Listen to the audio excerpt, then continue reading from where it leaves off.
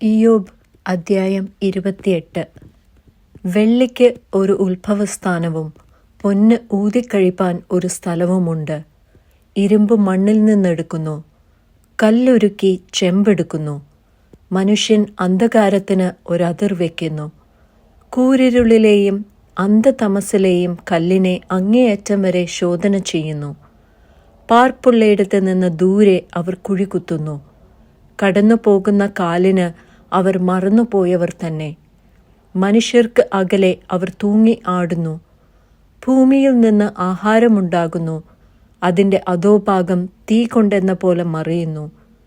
അതിലെ പാറകൾ നീലരത്നത്തിൻ്റെ ഉൽപ്പത്തി സ്ഥാനം, കനകപ്പൊടിയും അതിലുണ്ട്. അതിൻ്റെ പാത കഴുകൻ അറിയുന്നില്ല, പരുന്തിൻ്റെ കണ്ണ് അതിനെ കണ്ടിട്ടില്ല. പുളച്ച കാട്ടുമൃഗങ്ങൾ അതിൽ ചവിട്ടിയിട്ടില്ല, ഘോരസിംഹം അതിലെ നടന്നിട്ടുമില്ല. അവർ തീക്കൽ പാറയിലേക്ക് കൈനീട്ടുന്നു, പർവ്വതങ്ങളെ അവർ വേരോടെ മറിച്ചു കളയുന്നു. അവർ പാറകളുടെ ഇടയിൽ കൂടി നടകളെ വെട്ടുന്നു. അവരുടെ കണ്ണ് വിലയേറിയ വസ്തുക്കളെയൊക്കെയും കാണുന്നു. അവർ നീരൊഴുക്കുകളെ ചോരാതെ വണ്ണം അടച്ചു നിർത്തുന്നു. ഗുപ്തമായിരിക്കുന്നത് അവർ വെളിച്ചത്ത് കൊണ്ടുവരുന്നു. എന്നാൽ ജ്ഞാനം എവിടെ കണ്ടുകിട്ടും? വിവേകത്തിൻ്റെ ഉത്ഭവസ്ഥാനം എവിടെ? അതിൻ്റെ വില മനുഷ്യൻ അറിയുന്നില്ല. ജീവനുള്ളവരുടെ ദേശത്ത് അതിനെ കണ്ടെത്തുന്നില്ല. അത് എന്നിൽ ഇല്ല എന്ന് ആഴി പറയുന്നു, അത് എൻ്റെ പക്കലില്ല എന്ന് സമുദ്രവും പറയുന്നു. തങ്കം കൊടുത്താൽ അത് കിട്ടുന്നതല്ല, അതിൻ്റെ വിലയായി വെള്ളി തൂക്കിക്കൊടുക്കാറുമില്ല.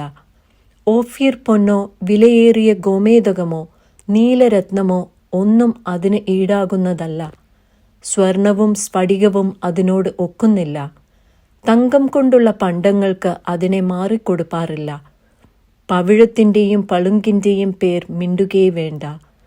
ജ്ഞാനത്തിൻ്റെ വില മുത്തുകളിലും കവിഞ്ഞതല്ലോ. കൂശിലെ പുഷ്പരാഗം അതിനോട് ഒക്കുന്നില്ല. തങ്കം കൊണ്ട് അതിൻ്റെ വില മതിക്കാവുന്നതുമല്ല. പിന്നെ ജ്ഞാനം എവിടെ നിന്ന് വരുന്നു? വിവേകത്തിൻ്റെ ഉത്ഭവസ്ഥാനം എവിടെ?